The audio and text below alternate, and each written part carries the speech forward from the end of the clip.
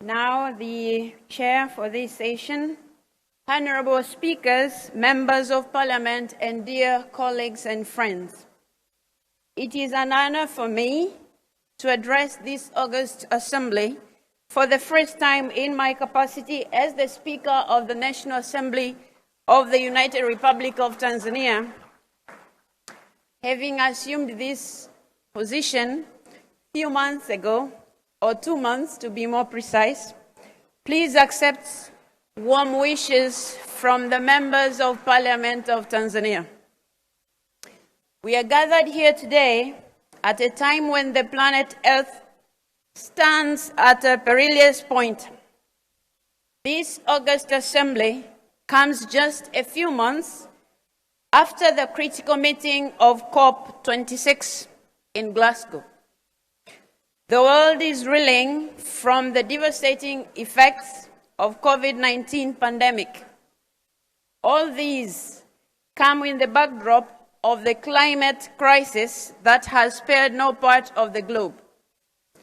As we reflect on how we can together build back better, let us seize this moment to discuss the critical role of parliaments to support governments in achieving net zero to save the planet. Madam Chair, honorable speakers, members of parliament, dear colleagues and friends. 7 years ago, in the landmark Paris Agreement, countries made commitments to address the vagaries of climate change through various measures: adaptation, mitigation, loss and damage, financing, and developing nationally determined contributions. Since then, some milestones have been achieved. However, the threat to planet Earth remains huge and real. As fast as the click of the clock, we have witnessed the surging of the consequences of the climate crisis: severe floods, prolonged droughts, sea level rise, declining crop yield, food insecurity, all of which have adversely affected human lives. It was against this backdrop that COP26 was held in Glasgow. Given the importance of that meeting, the United Republic of Tanzania was represented at the highest level by Her Excellency, the President, Madam Samia Suluhu Hassan. The President shared Tanzania's efforts in addressing climate crisis and reaffirmed our country's commitment to attain net zero. Speaking to the urgency of the matter, President Samia Suluhu Hassan called on other world leaders to take action without any further delay. Indeed, in that meeting, it became crystal clear the world is at a tipping point.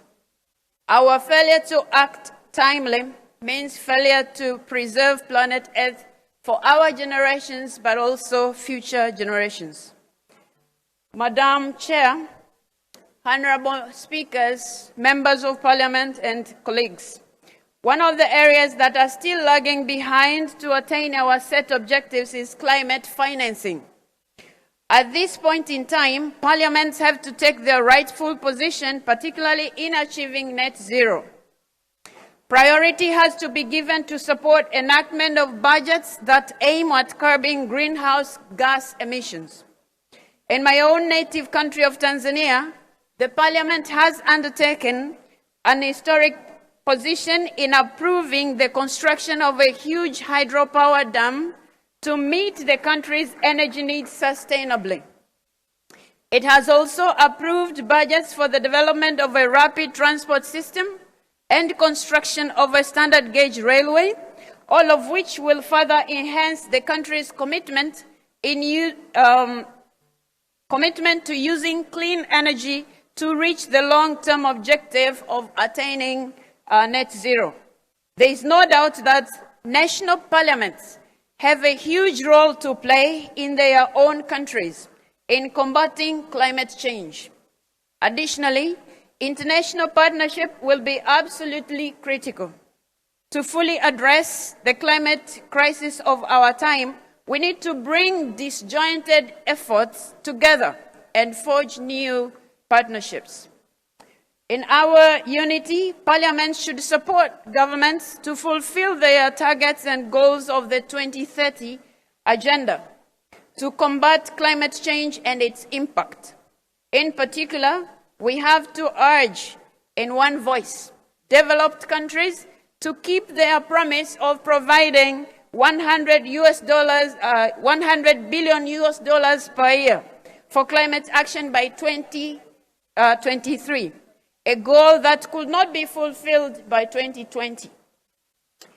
Madam Chair, honorable speakers, dear friends, at this juncture, I would like to call on all parliaments to fully exercise our oversight role in ensuring that our governments meet their commitment of addressing climate change by providing sustainable solutions. Getting to net zero can be done. Our father of the nation, Julius Nyerere, affectionately called Mwalimu, a Swahili word for teacher, always inspired us with the words, "It can be done, play your part." I am happy to be his voice today to motivate this August Assembly by saying, "It can be done, let us play our part." I thank you for your attention. Gracias.